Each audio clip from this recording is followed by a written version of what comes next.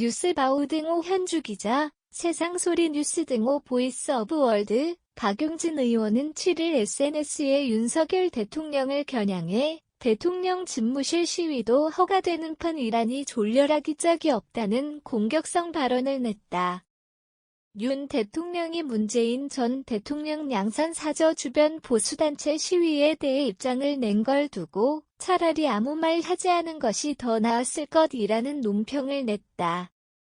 윤 대통령은 보수단체들 시위에 대한 질의에 대통령 집무실도 시위가 허가되는 판이니까 다 법에 따라 되지 않겠느냐는 원론적 발언을 낸 바 있었다. 박 의원은 이를 사저 앞 욕설 시위로 인한 피해를 당해도 싸다고 생각하는 인식을 드러냈다고 평가했다. 이어 사실상 폭력적인 욕설 시위를 방치하고 더 나아가 부추기겠다는 입장 표명에 더 가깝다며 날을 세웠다. 박 의원은 윤 대통령의 비유 자체가 잘못되었다는 거다. 현 대통령을 향한 시위와 전 대통령에 대한 시위가 같은가? 전직 대통령과 그 주변 일반 주민이 허위사실 적시 명예훼손 살인 및 방화 협박 구성에 의한 모욕 등을 당해야 하느냐는 날선 비유다.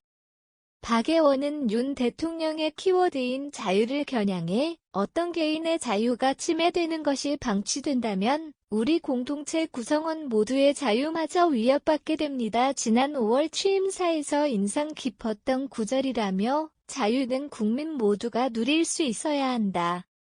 마침표.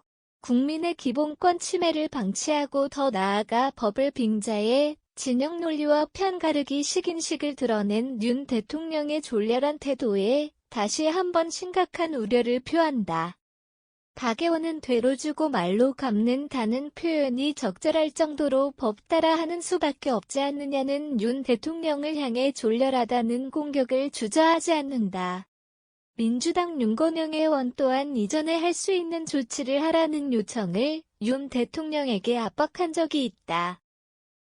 대통령실은 비서실장이 주재하는 티타임에서 수석 비서관들이 잠깐 그 얘기를 했던 것 같지만 본격 논의하거나 결론 내린 것은 아니었다며 해명했다. 시위단체 현장을 MBC가 4일 취재했다.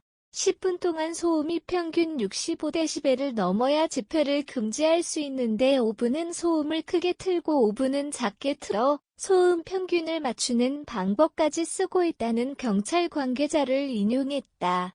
한 보수단체는 허가 기간이 종료되면 다시 신청할 거고 경찰이 집회 금지하면 행정소송이라도 해 집회를 이어가겠다는 소식도 매체가 전했다.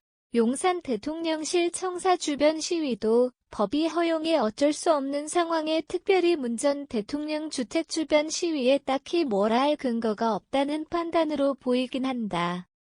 현주 기자 사코파워 @아웃룩, 캄루즈바우.com